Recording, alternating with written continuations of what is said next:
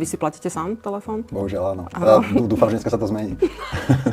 Myslím, že niekde spomenul líder progresívneho Slovenska, že 29-ročný teda dával preplácať účty svojim rodičom. Asi padá tá časť kultúry, kde parazitovali isté osoby najmä, nie? Čo sa ukazuje dnes, čo sa teda dočítame dokonca aj v mainstreame, že čo sa dialo, najnovšia informácia je o preplácaní telefónnych účtoch rodiny Šimečkovcov, že teda asi bolo niečo ako dieťa, tak ja neviem, že či by som platila aj účty 30-ročnému dieťaťu. Takže. Tak ale tomu neplatili účty rodičia, tomu platili účty štát. Áno. Sa platilo z toho občianskeho združenia, nie?